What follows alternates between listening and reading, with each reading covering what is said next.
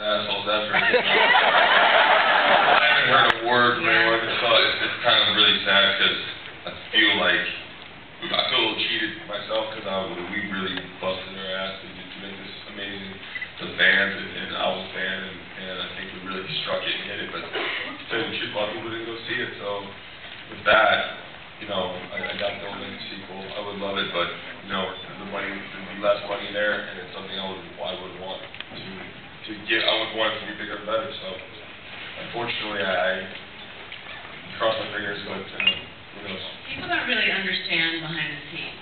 Lionsgate and plenty of people behind it, to an extent, did a really good job, but the entire distribution team at Lionsgate just got replaced. So, no.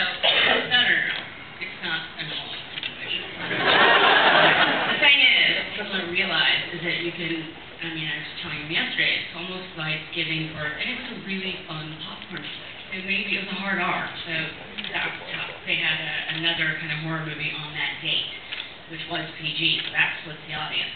Then, I mean, there's a lot of factors people don't take into play, but it sucks, you know, and it's happened to me before, where you have this really great, super fun film, it's essentially like giving birth to this really pretty baby, you hand it to the nurse, and the nurse is like, it falls out of her hands and flies out the window. There's so many things you do, and you can have a great script,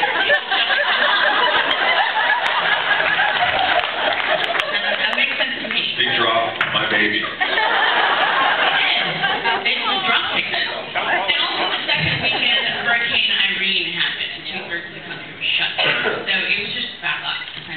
I would hope so, because I knew I was going to come back to life and try to fuck him up again.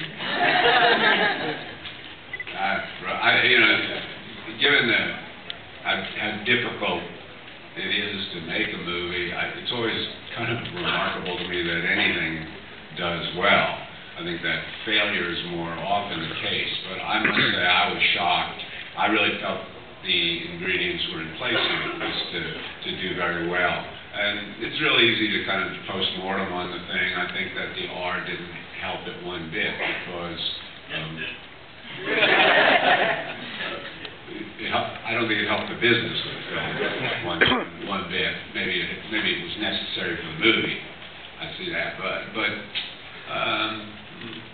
hard. I can't account for it. I think that Rose says it pretty well, that somehow the distribution didn't quite work out the way it should have.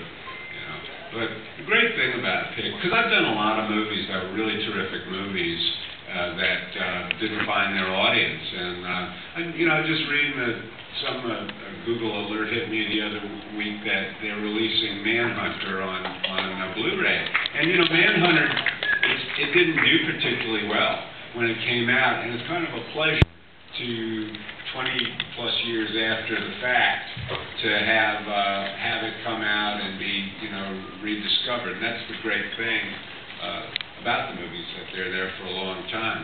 I'm looking forward to someday just opening the paper and seeing that Last Exit to Brooklyn is in a retrospective, because that made a lot of top 10 lists that year and didn't, you know, do huge business. So it's more often the case than not, I think. But I sure wish this one had done much better than it did, because I think it deserved a number of sequels, and I would like to see Jason really track that character for a long time for